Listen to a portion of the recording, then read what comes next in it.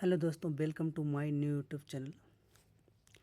दोस्तों, आज हम प्रैक्टिस सेट फर्स्ट हल करने वाले हैं जो कि आर्मी अग्निवीर एग्ज़ाम में आने वाला है। तो चलिए देरी ना करते हुए हम शुरू करते हैं। हमारा सबसे पहला क्वेश्चन कह रहा है, भगत सिंह कोश्यारी द्वारा महाराष्ट्र के राज्यपाल के पद से इस्तीफा देने के बाद महाराष्ट्र के नए राज्यपाल के रूप में किसे नियुक्त किया गया था? तो भाई हमारा ऑप्शन हो जाएगा रमेश बैस। सॉरी, एक मिनट, ये हो जाएगा हमारा रमेश बैस। ठीक है भैया। चलिए अगला क्वेश्चन देखते हैं हम। अगला क्वेश्चन हमारा क्या कह रहा है? अगला क्वेश्चन कह रहा है, फरवरी 2023 में आंध्र प्रदेश के राज्यपाल के रूप में निम्नलिखित में से किसे नियुक्त किया गया था? तो भैया किसे नियुक्त किया गया था? एस अब्दुल नज़ीर को। ठीक है भैया। चलिए अगला क्वेश्चन देखते हैं। अगला क्वेश्चन हमारा क्या कह रहा है? 3 नंबर क्वेश्चन, ब्रिटिश भारत के निम्नलिखित में से किस शहर में अखिल भारतीय मुस्लिम लीग की स्थापना की गई थी? तो कहाँ पे मुस्लिम लीग की स्थापना की गई थी भैया? वो ढाका में। ढाका भी प्रेजेंट टाइम में कहाँ है? तो बांग्लादेश की राजधानी है। ठीक भैया, बांग्लादेश की राजधानी अभी क्या है? ढाका है। ठीक है। अभी ये भी पूछ सकता है कि भारतीय मुस्लिम लीग की स्थापना किसने की थी? तो 2 बंदों ने मिलकर किया था। जो प्रमुख नाम है उसमें एक आता है सलीमुल्लाह और दूसरा आता है भैया आगा खां। ठीक है, ये 2 प्रमुख नेता रहे हैं जिन्होंने भारतीय मुस्लिम लीग की स्थापना की थी। ठीक है। अगला क्वेश्चन कह रहा है, 4 नंबर भी इसी में देख लेते हैं, भारत का अंतिम वायसराय कौन था? ठीक है। ऑप्शन है मेरा पहला लॉर्ड माउंटबेटन, दूसरा लॉर्ड रेडिंग, लॉर्ड बेवेल और लॉर्ड लिंगथंग। ठीक है। तो हमारा आंसर यही हो जाएगा, पहला ही जो दिया हुआ है ये लॉर्ड माउंटबेटन। ठीक है भैया। चलिए अगला क्वेश्चन देखते हैं हम। अगला क्वेश्चन 5 नंबर क्वेश्चन कह रहा है, भारतीय वायुसेना का मुख्यालय निम्नलिखित किस स्थान पर स्थित है? तो भारतीय वायुसेना का मुख्यालय कहाँ भैया है? नई दिल्ली में बनाया गया। ठीक है भैया। चलिए अगला क्वेश्चन देखते हैं। अगला क्वेश्चन कह रहा है, उड़ीसा राज्य के निम्नलिखित में से किस शहर के उदयगिरी और खंडगिरी गुफाएं स्थित है? किस शहर में स्थित है भैया? ये हमें बताना है। तो कहाँ पे स्थित है भैया? ये हो जाएगा भुवनेश्वर में। ठीक है भैया, भुवनेश्वर में हो जाएगा ये, कि स्थित कहाँ है? भुवनेश्वर में स्थित है। ठीक है। चलिए अगला क्वेश्चन देखते हैं। 7 नंबर क्वेश्चन क्या कह रहा है, भरहूत एक गांव है जो अपने प्रमुख पुरावस्तु बौद्ध स्तूप के लिए जाना जाता है। कहाँ स्थित है? तो भैया कहाँ स्थित है? तो मध्य प्रदेश में स्थित है। मध्य प्रदेश में अगर पूछ ले मध्य प्रदेश में कौन से ज़िले में स्थित है, तो भैया वो सतना ज़िला है। ठीक है भैया, सतना ज़िला है मध्य प्रदेश का, वहाँ पे ये स्थित है। ठीक है। अगला क्वेश्चन कह रहा है, निम्नलिखित में से किस त्यौहार में यीशु मसीह को पुनर्जीवन का जश्न मनाया जाता है? तो इसका ऑप्शन है क्रिसमस। चलिए देख लेते हैं अगला ऑप्शन इसका क्या है, गुड फ्राइडे, ईस्टर और एपिफैनी। तो हमारा ऑप्शन सही हो जाएगा ईस्टर। ईस्टर में हम क्या मनाते हैं कि हम ये मानते हैं कि ईसा मसीह का जो है पुनर्जन्म हुआ था। ठीक है। चलो अगला क्वेश्चन कहता है, रूपनारायण और दामोदर निम्नलिखित में से किस नदी की सहायक नदियाँ हैं? ठीक भैया, रूपनारायण और दामोदर जो है वो हुगली नदी भैया, कौन सी? हुगली नदी की जो है सहायक नदी है। चलिए 10 नंबर क्वेश्चन देखते हैं। 10 नंबर क्वेश्चन कह रहा है, निम्नलिखित में से किस भारतीय राज्य या केंद्र शासित प्रदेश में चांगथांग वन्य जीव अभयारण्य स्थित है? तो कहाँ स्थित है भैया? लद्दाख में। और लद्दाख में भी पूछ ले लद्दाख में किस ज़िले में स्थित है, तो लद्दाख के लेह ज़िले में स्थित है भैया। ठीक है, लेह ज़िला जो है वो लद्दाख का वहाँ पे स्थित है। ठीक है भैया। चलिए अगला क्वेश्चन देखते हैं। 11 नंबर क्वेश्चन हमारा कह रहा है, 2011 की भारत की जनगणना के अनुसार भारत में बौद्ध आबादी कुल आबादी का कितना परसेंट था? ठीक भैया, तो कितना परसेंट था टोटल? 0.07%। ठीक भैया। चलिए अगला क्वेश्चन क्या कह रहा है, 9 नवंबर 2022 को भारत के किस मुख्य न्यायाधीश के रूप में किसे नियुक्त किया गया था? ठीक है, तो किसे नियुक्त किया गया था हम जानते हैं, वो था DY चंद्रचूड़। DY चंद्रचूड़ मतलब धनंजय वाई चंद्रचूड़। ठीक भैया, और चंद्रचूड़ थे। चलिए हम ऑप्शन देख लेते हैं, इसमें ऑप्शन दिया होगा, ये रहा 3 number option, Dhananjaya Y Chandrachud. चलिए ठीक है। अगला क्वेश्चन कह रहा है, फरवरी 2023 में राजेश बिंदल को भारत के सर्वोच्च न्यायालय में पदोन्नति दी गई।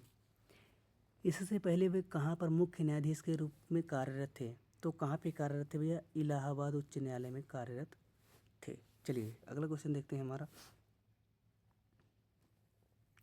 14 नंबर क्वेश्चन कर रहे हैं, महिला प्रीमियर लीग WPL के इतिहास में निम्नलिखित में से कौन सी खिलाड़ी किसी फ्रेंचाइजी द्वारा अनुबंधित होने वाली पहली खिलाड़ी बन गई है?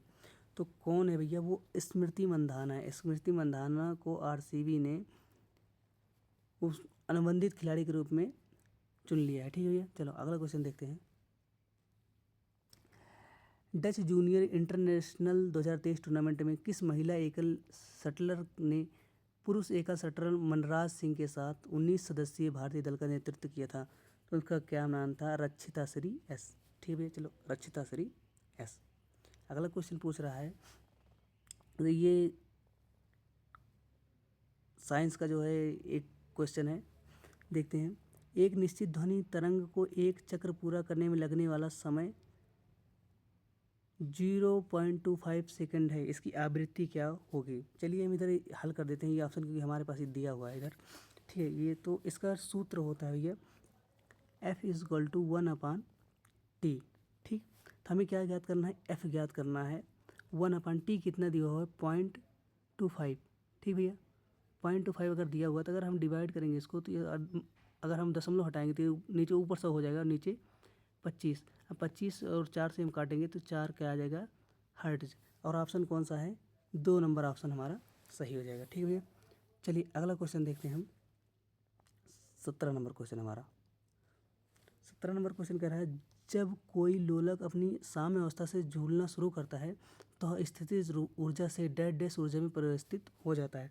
भाई कोई वस्तु अगर है, यदि वो दोलन करना शुरू कर दी, घूमना शुरू कर दी, तो वो एक स्थिति उस अवस्था से क्या हो जाएगी? गतिज अवस्था में हो जाएगी ना। तो हमारा कौन सा ऑप्शन सही हो जाएगा? ऑप्शन 2 सही हो जाएगा। ठीक है भैया, चलिए अगला क्वेश्चन देखते हैं हम अपना। 18 नंबर क्वेश्चन कह रहा है, निम्न में से क्या द्रव्य का एक रूप है? द्रव्य क्या होता है भैया? द्रव्य में टोटल कुल अवस्थाएं जो होती हैं उसमें द्रव से द्रव को मिलाया जाता है। ठीक है भैया, द्रव से द्रव मिल गया, और गैस से मिलाई जाती है, गैस से द्रव मिलाया जाता है, द्रव से ठोस, टोटल 8 अवस्थाएं होती हैं। ठीक है भैया, तो उसमें से पूछा निम्नलिखित में से क्या द्रव का एक ठोस रूप है? तो क्या है भैया? द्रव्य का ठोस रूप क्या है? काष्ठ। काष्ठ मतलब क्या होता है? लकड़ी। तो लकड़ी एक ठोस है ना भैया। चलिए अगला क्वेश्चन 19 नंबर क्वेश्चन देखते हैं। विद्युत के 3 मुख्य प्रभाव होते हैं, निम्नलिखित में से कौन सा उनमें से एक नहीं है? चलिए देखते हैं ऑप्शन। तापीय प्रभाव बिल्कुल होता है, चुंबकीय प्रभाव होता है, बिल्कुल प्रभाव होता है, रासायनिक प्रभाव बिल्कुल होता है, लेकिन भौतिक प्रभाव नहीं होता है। यानी हमारा ऑप्शन डी क्या है? वो सही हो जाएगा। चलिए अगला क्वेश्चन कह रहा है, डैश डैश द्वारा सन 1879 में तापदीप्त प्रकाश बल्ब के आविष्कार और 1881 में प्रथम केंद्रीय विद्युत स्टेशन के निर्माण के कारखानों को और घरों में विद्युत शक्ति की तीव्र आपूर्ति शुरुआत हुई। तो ये किसने किया था भाई? ये सबसे पहले हम यही ध्यान देते हैं, हमने शुरू से पढ़ते हुए आए हैं कि बल्ब की खोज किसने की? बल्ब की खोज किसने की? थॉमस अल्वा एडिसन ने। ठीक है, एडिसन ने ही बल्ब की खोज की। तो भैया सबसे यही सही हो जाएगा, ऑप्शन हमारा यही सही हो जाएगा कि थॉमस अल्वा एडिसन ने ही बल्ब और तापदीप्त प्रकाश की खोज की। चलिए अगला क्वेश्चन देखते हैं भैया। अगला क्वेश्चन कह रहा है, दंत चिकित्सक द्वारा दांतों को आवर्धित छवि देखने के लिए किस दर्पण का उपयोग किया जाता है? ठीक है, तो कौन से दर्पण का उपयोग करता है भैया? वो अवतल दर्पण का उपयोग करता है। ठीक भैया, चलिए अगला 22 नंबर क्वेश्चन हम देखते हैं। निम्नलिखित में से क्या भौतिक परिवर्तन का उदाहरण है? फलों का पकना रासायनिक परिवर्तन, अंगूरों में किण्वन रासायनिक परिवर्तन, कोयले लकड़ी और पत्तियों का जलना ये रासायनिक परिवर्तन, लेकिन क्रिस्टलीकरण का प्रक्रिया जो है वो भौतिक परिवर्तन है। ठीक भैया, तो हमारा ऑप्शन 4 सही हो जाएगा। चलिए अगला क्वेश्चन देखते हैं। डैश डैश अभिक्रिया का सामान्य रूप AB को हम क्रिया कराते हैं तो A+B बनता है। ठीक है, तो कौन सी अभिक्रिया पूछ रहा है? तो कोई तत्व यौगिक है, वो टूटकर 2 तत्वों में विभक्त हो जा रहा है, तो उसका मतलब क्या है? उसमें क्या अलगाव हो रहा है? अलगाव का क्या होता है? अपघटन। तो कौन सी अभिक्रिया है? अपघटन अभिक्रिया है। ठीक है, चलिए अगला क्वेश्चन भी इसी में है, 24 नंबर ये भी देख लेते हैं।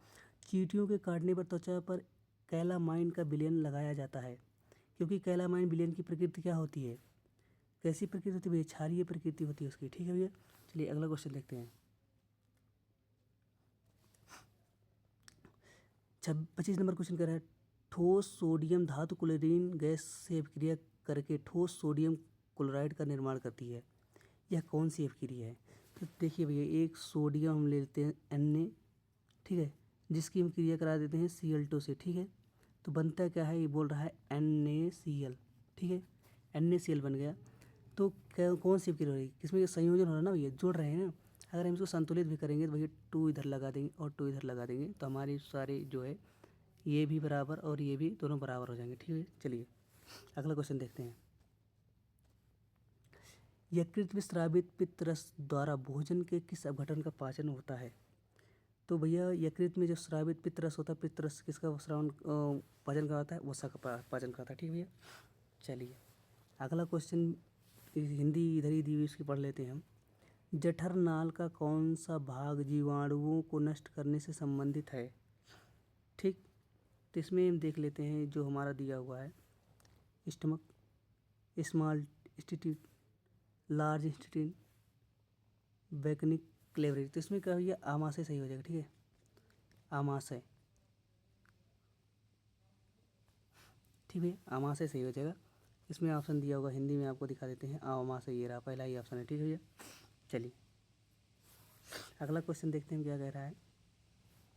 उस कार्बोहाइड्रेट का नाम क्या है जो जुगाली करते वाले पशु द्वारा पचाया जा सकता है किंतु मानव द्वारा नहीं?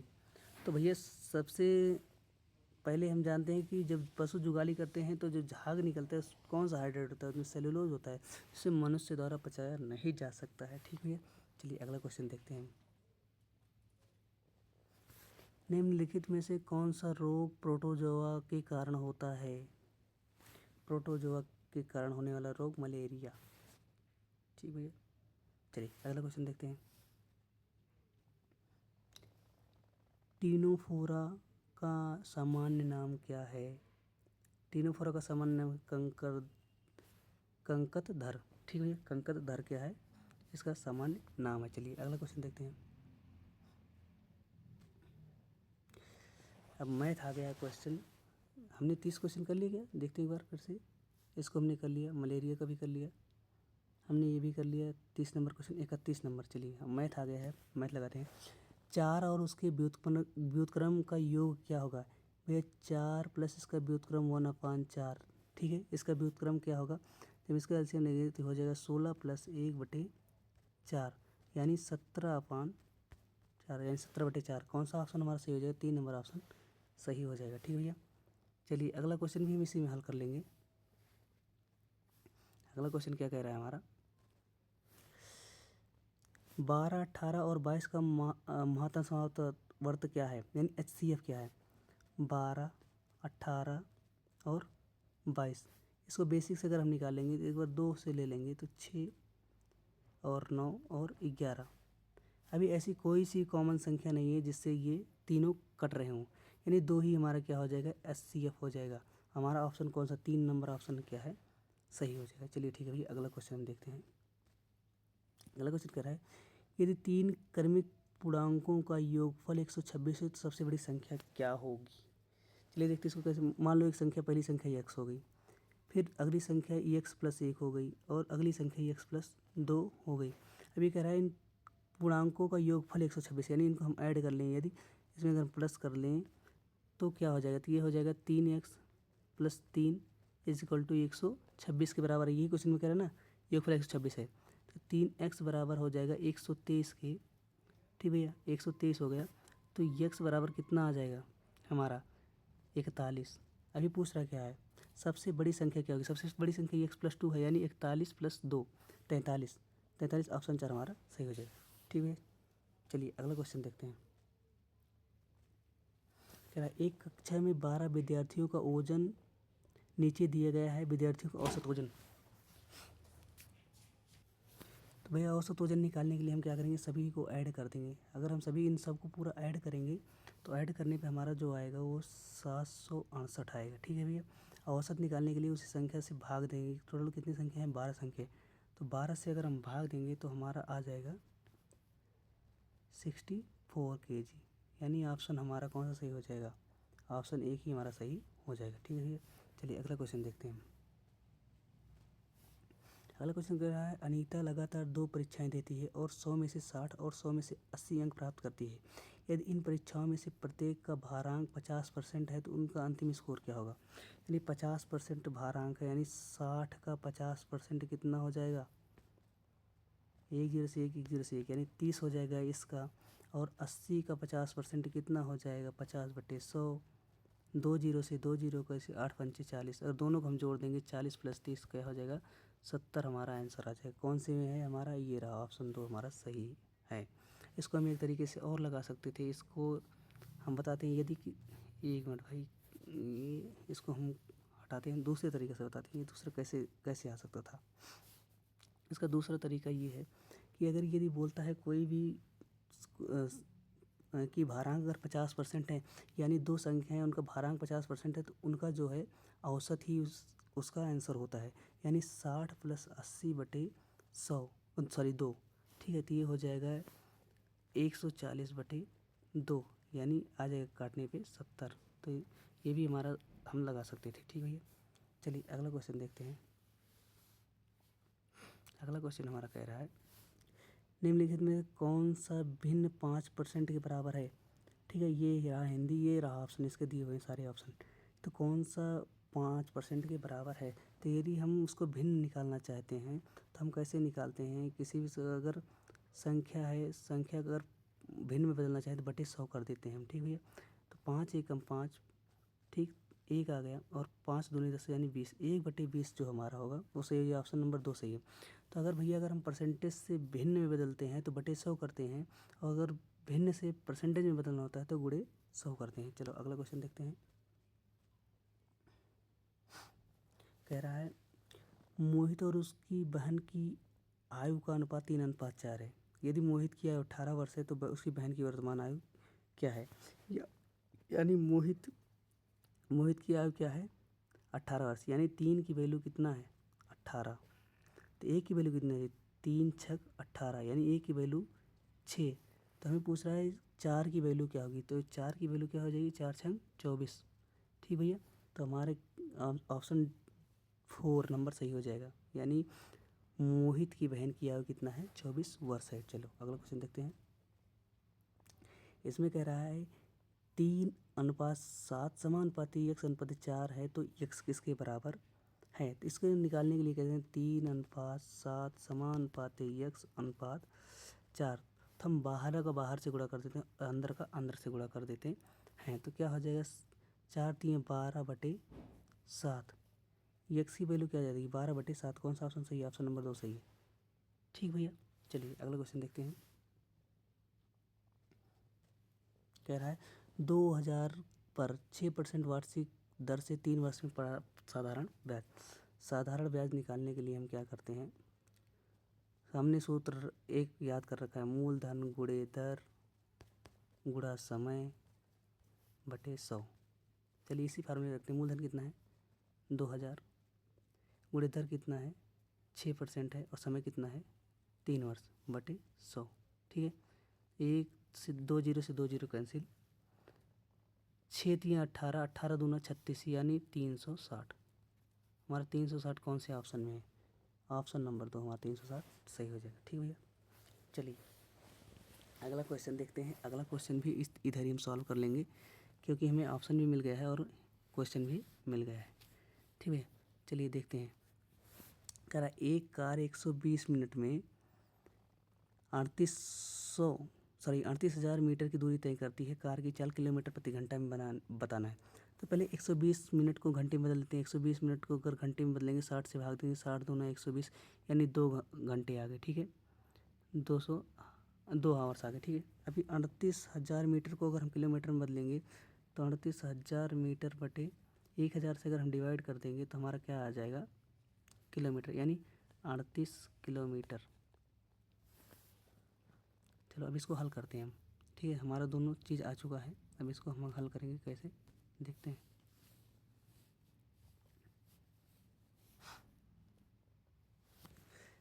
चाल बराबर होता है दूरी बटा समय, ठीक।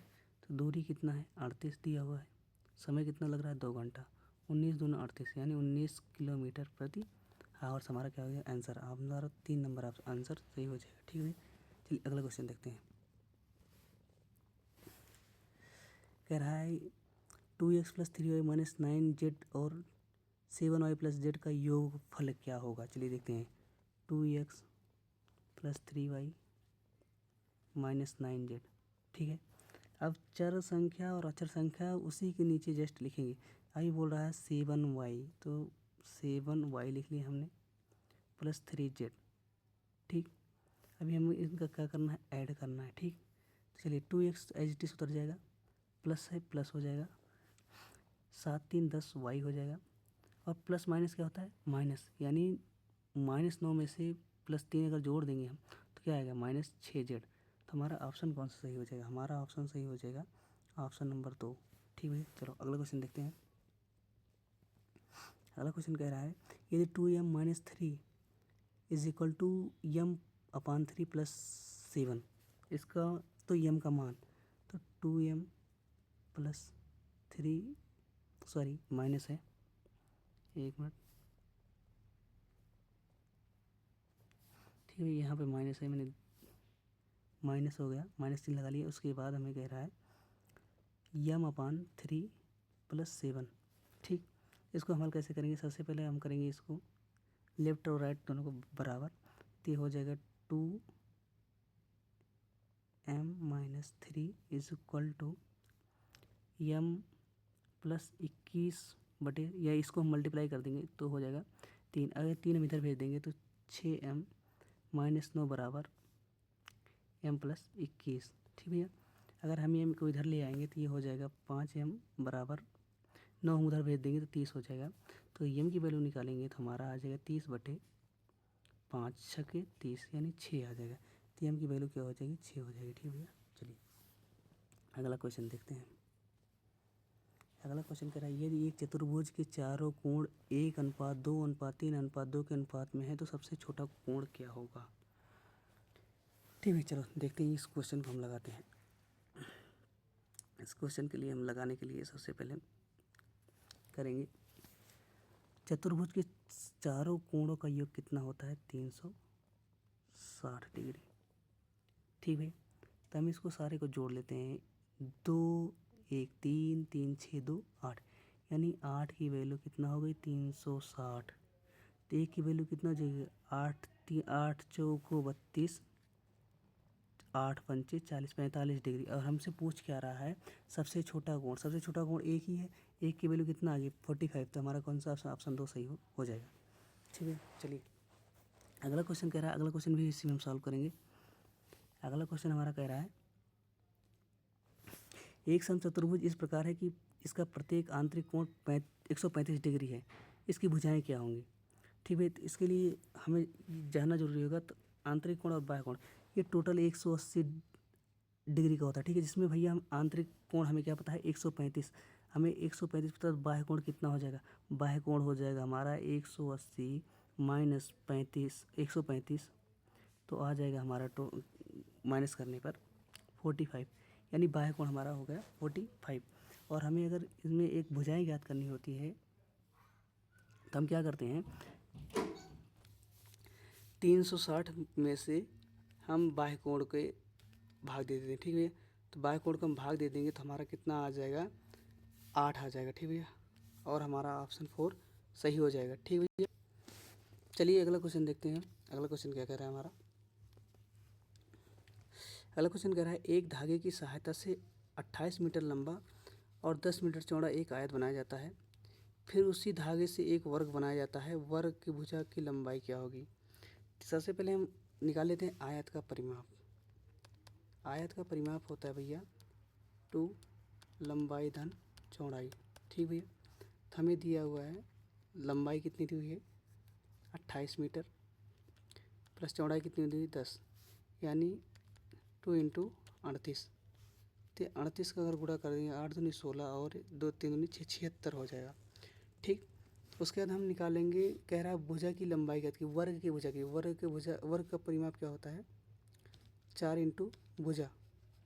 ठीक है, 4 × भुजा, भुजा की वैल्यू टोटल इसका कितना देखा है 76, यानी भुजा अगर हमें ज्ञात करनी है तो 76 6/4।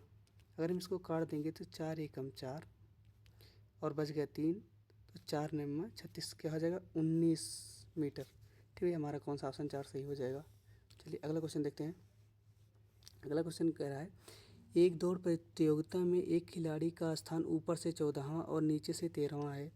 खिलाड़ियों की कुल संख्या कितनी होगी। तो भैया लेफ्ट से उसका स्थान कितना है 14 प्लस राइट से उसका स्थान कितना है 13, और किसी भी अगर एक ही व्यक्ति की हम स्थान वैल्यू निकालते हैं तो -1 कर देते हैं उनमें से।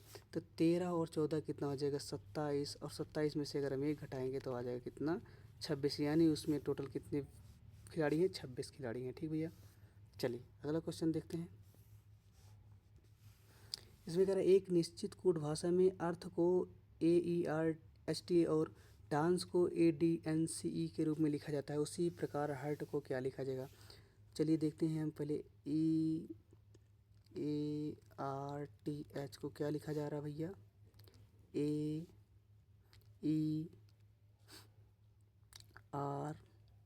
AERTH सॉरी RH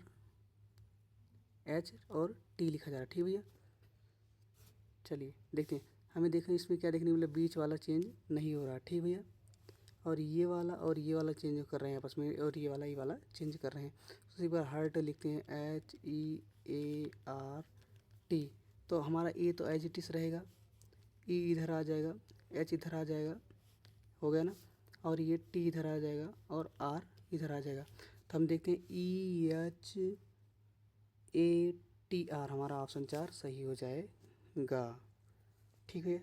चलिए अगला क्वेश्चन इसी में देख लेते हैं। अगला क्वेश्चन क्या कह रहा है।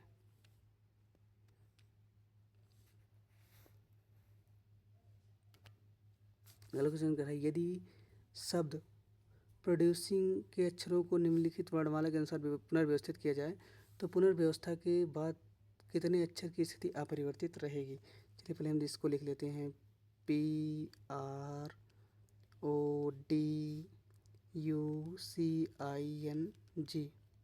अब इसको अंग्रेजी वर्णमाला के क्रम में व्यवस्थित हम कर लेंगे। पहले अंग्रेजी वर्णमाला के क्रम में अगर हम लिखते हैं इसको तो हमारा हो जाएगा CDGINOPRU।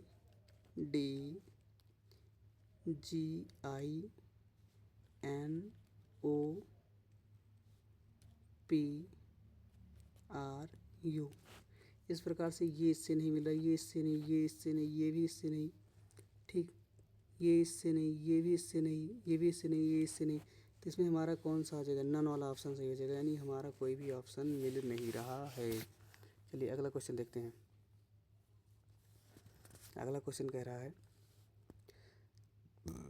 निम्नलिखित संख्या श्रृंखला में बाएं से दाएं 4 की ऐसी कितनी संख्याएं हैं जिनमें से प्रत्येक के तुरंत बाद एक सम संख्या है। ठीक है, चलिए इसको देखते हैं। सबसे पहले 4 हम देखते कहाँ है कि एक 4 ये रहा, इसके बाद क्या है सम संख्या नहीं है, एक तो गलत हो गया। दूसरा 4 ये रहा, इसके बाद हमारा 8 है, यानी एक सम संख्या है, यानी हमें 1 मिल गया। चलिए अगला देखते हैं। अगला 4 ये रहा, इसके बाद क्या है 6 है, यानी चलो हमें 2 मिल गया। चलो अगला 4 हम देखते हैं कहाँ है, ये रहा 4 के बाद 7 है, एक सम संख्या नहीं है, तो ये नहीं है। अगला 4 कहाँ है, ये रहा 4 के बाद 9 है, तो अगला भी सम संख्या नहीं, एक भी सम संख्या है, यानी हमारे पास कितने मिले 2। हमारा कौन सा ऑप्शन सही हो जाएगा, 2 नंबर ऑप्शन सही हो जाएगा। आज का लास्ट सवाल हम देखते हैं। लास्ट सवाल कह रहा है, उस विकल्प का चयन करें जो 5वें अक्षर समूह से उसी प्रकार संबंधित है जिस प्रकार चौथा अक्षर समूह तीसरे अक्षर समूह से संबंधित है और दूसरा अक्षर समूह पहले अक्षर से संबंधित है। चलिए देखते हैं। पार्क को PAR के पार्क को क्या लिख रहे हैं, ये RCTM है ना। तो इसमें क्या कर रहे हैं, P कितना होता है 16 और R कितना होता है 18 प्लस 2, A और C में +2, R से T में +2, K से M में +2, यानी हमें समझ में आ गया इसमें क्या कर रहे हैं +2 कर रहे हैं। उसी प्रकार टाइड का क्या होगा TIDE, T कितने होता है 20 और भी 22 पे कौन सा आता है V आता है, V हो गया। I कितने पता 9, 9 के बाद 2 जोड़ेंगे 11, 11 पे क्या आता है K। D होता है 4, 4 में 2 जोड़ेंगे 6, 6 पे क्या आता है F। और उसके बाद ई कितना होता है 5, 5 के बाद 2 जोड़ेंगे तो क्या होता है जी 7वें। तो भी के एफ जी कौन से ऑप्शन में से भी के एफ जी ऑप्शन नंबर 2 में सही है। तो दोस्तों आज का क्वेश्चन इतना ही रहा। मिलते हैं किसी नए वीडियो में एक बेहतर सेशन के साथ। आज के लिए थैंक यू और ठीक, आप चैनल को सब्सक्राइब कर दो हैं और लाइक भी कर दो वीडियो को और शेयर भी कर दो। तो मिलते हैं अगले नेक्स्ट वीडियो में, तब तक के लिए जय हिंद।